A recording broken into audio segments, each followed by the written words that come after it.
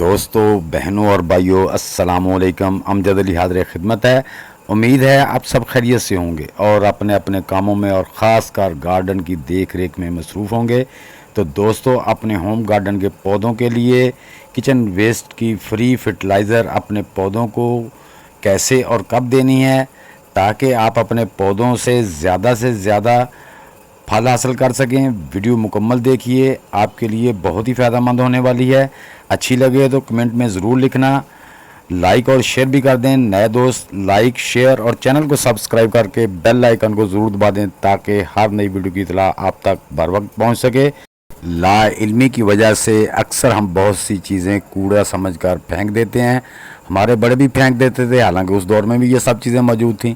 लेकिन जैसे जैसे तरक्की हुई और हर चीज़ पर रिसर्च शुरू होने लगी तो आहिस्ता आहिस्ता पता चलता गया कि किस चीज़ में कौन कौन से एलिमेंट मौजूद होते हैं और उसको पौधों के लिए किस तरह और किन किन तरीक़ों से इस्तेमाल करने से बेहतर फ़ायदा हो सकता है। साइंस हर शोबे में बड़ी तरक्की करके बड़ा कुछ करके केमिकल बना के आखिरकार फिर वही कुदरती निज़ाम की तरफ पलट रही है, क्योंकि कुदरती निज़ाम को बका है, इसमें ज़वाल नहीं है। इसलिए जितनी भी तरक्की कर लें वापस उन्हें वही कुदरती निज़ाम की तरफ आना ही होगा। जी दोस्तों, जैसा कि आप देख रहे हैं, बनाना पिल देख रहे हैं, केले के छिलके जो मेरे हाथ में हैं, तो अक्सर हम इनको फेंक देते हैं, कचरा कूड़ा समझकर इन्हें फेंक देते। दोस्तों, इन केलों के छिलकों में हमारे पौधों के लिए कौन कौन सी चीज़ें एलिमेंट्स मौजूद हैं, कौन कौन सी चीज़ें हैं जो हमारे पौधों के लिए बहुत बेहतरीन है। Calcium, magnesium, sulphur, phosphorus, potassium और भी बहुत सारे ट्रेस एलिमेंट मौजूद होते हैं जो हमारे पौधों के नशो नमा के लिए बहुत अच्छे हैं। नंबर 1 कैल्शियम, जो पौधों की जड़ों को फ़रोग़ देता है, मिट्टी में ऑक्सीजन शामिल करने में भी मदद करता है। नंबर 2 दोस्तों मैग्नीशियम, जो कि हमारे पौधे की ग्रोथ में बहुत ही मददगार है। तीसरे नंबर पर सल्फ़र, जो पौधों को मजबूत जड़ों की नशो नुमा और कीड़ों को भगाने में मदद करता है।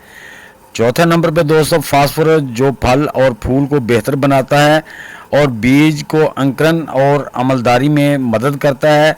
नंबर 5 पे दोस्तों है पोटाशियम, जो पौधे की अमूमी क़ुव्वत को बेहतर बनाता है, बशमूल कीड़ों और बीमारियों के ख़िलाफ़ मज़ाहमत पैदा करता है और फलों की नशो नुमा में मदद करता है। बुनियादी तौर पर केले के छिलके ग़िज़ाई अज्जा से भरे होते हैं, जो कि हमारे पौधों के लिए बेहतरीन फर्टिलाइज़र और हमें फ्री में मिल जाती है, तो इसको ज़ाया नहीं करना चाहिए। दोस्तों, जैसा कि आप देख रहे हैं, मैं जो केले के छिलके हैं, बनाना पिल्स हैं, उनको ब्रीक ब्रीक काट रहा हूँ। तो इसके दोस्तों 4 5 6 तरीके हैं। मैं इंशाल्लाह सब तरीके ही आपके साथ शेयर करूँगा, क्योंकि हमारे टमाटर के पौधे जो बड़े हो रहे हैं तो इनको जो ग़िज़ा देनी अभी से देनी शुरू करनी है, क्योंकि हम जो भी फर्टिलाइज़र देंगे ऑर्गेनिक, उसको पानी में हल होने में टाइम लगता है, उसके गलने में टाइम। जब वो अच्छी तरह गल जाती है तो वो मिट्टी का हिस्सा बनती है। जब हम पानी देते हैं तो फिर जाके वो हमारे पौधों को मिलती है, क्योंकि पौधे ने पानी के ज़रिए जड़ों से खुराक लेनी होती है। तो इसलिए जब तक हमारी फर्टिलाइज़र अच्छी तरह तैयार ना हो जाए, वो अपनी हमारी जो गमले की मिट्टी है उसका हिस्सा ना बन जाए, तब तक हमारे पौधे को नहीं मिलती। तो इसलिए मैं इस साल जो है टमाटर के पौधों को शुरू ही से वो जो फल वाली फर्टिलाइज़र है देना शुरू कर रहा हूँ, ताकि जब फल और फूल पे आए पौधे तो उनको मुकम्मल वो जो फल और फूल में मदद देने वाली फर्टिलाइज़र है उसके अंदर मौजूद हो। तो दोस्तों, आप देख रहे हैं मैं आप गोडी कर रहा हूँ, और दूसरे नंबर पे आप देख रहे हैं ना, मैंने अपनी जो बाल्टी में पौधे लगाए हैं वो काफ़ी 4-5 इंच मैंने नीचे रखा है, क्योंकि इसके ऊपर मैंने फर्टिलाइज़र देते रहना है ताकि वो ऊपर तक बढ़ जाए। अगर बड़ा होता तो मैं फर्टिलाइज़र ना दे सकता। मैं फिर दोस्तों अर्ज़ कर रहा हूँ कि फ़ौरी तौर पर कोई टोटका काम नहीं देता। फ़ौरी तौर पर आप जितनी भी सवाए केमिकल खाद के जो पानी में फ़ौरन हल हो जाती है, उसके अलावा कोई फर्टिलाइज़र आपके पौधों को फ़ौरन फ़ायदा नहीं देती। इसलिए आपसे अर्ज़ कर रहा हूँ कि आपने इन टाइम ही अपने पौधों को फर्टिलाइज़र वगैरह देनी है। कम अज़ कम इस फर्टिलाइज़र को हमारी मिट्टी का हिस्सा बनने में तकरीबन 2 से 3 महीने लगते हैं। तो आपने उसको 2-3 महीने पहले, मैंने पहले भी इन मिट्टी में माशाल्लाह वो अच्छी मैंने आपको बताया कि इसमें मैंने जो पुटिंग बनाई उसमें भी मैंने फर्टिलाइज़र डाली हुई है। तो अब फिर पौधे जैसे ही शुरू हो गए इंशाल्लाह इनको फूल आना शुरू हो जाने। आज 9 अक्टूबर हो गई है दोस्तों, तो इंशाल्लाह मेरे पौधों को तकरीबन अक्टूबर के एंड तक फूल लगना शुरू हो जाने, इसलिए मैंने भरपूर फर्टिलाइज़र देनी है। तो दोस्तों, आप जैसा कि देख रहे हैं, मैंने गोडी करके पौधों के आपने जो तना पौधे का उससे छोड़ देना है, 2 इंच छोड़ के उधर भी छोड़ के मैंने ये देखे 2 इंच गहरा उसमें नाली बना लिया। अब ये छिलके मैं इसी तरह सारे पौधों को दे दूँगा।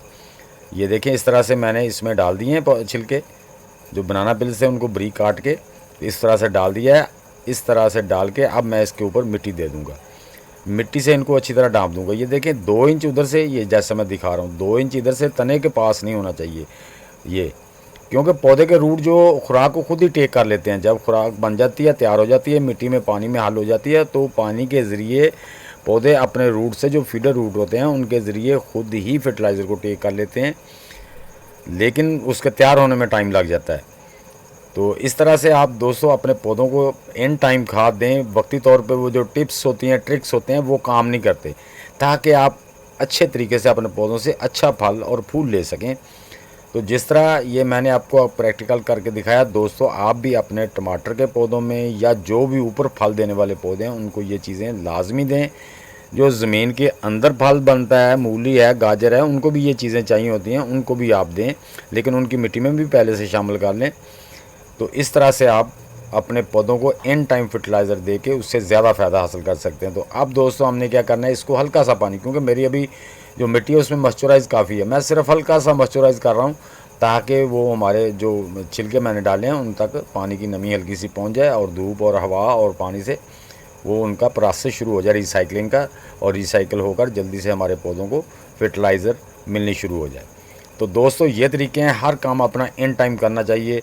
जो मैं फिर एक बार अर्ज़ कर रहा हूँ कि ट्रिक्स और टिप्स से कोई काम नहीं होता, हर काम एक प्रॉपर चैनल के ज़रिए हो तो वही कामयाब होता है। उम्मीद है दोस्तों मेरी ये छोटी सी वीडियो आपको अच्छी लगी होगी। अगर अच्छी लगी तो इसे लाइक और शेयर लाजमी कर दें। नए दोस्त वीडियो को लाइक, शेयर और चैनल को सब्सक्राइब करके बेल आइकन को ज़रूर दबा दें, ताकि हर नई वीडियो की इत्तला आप तक बर वक्त पहुँच सके। तो दोस्तों मिलते हैं इंशाल्लाह नेक्स्ट वीडियो में, तब तक के लिए आप सब दोस्तों को अल्लाह हाफिज़।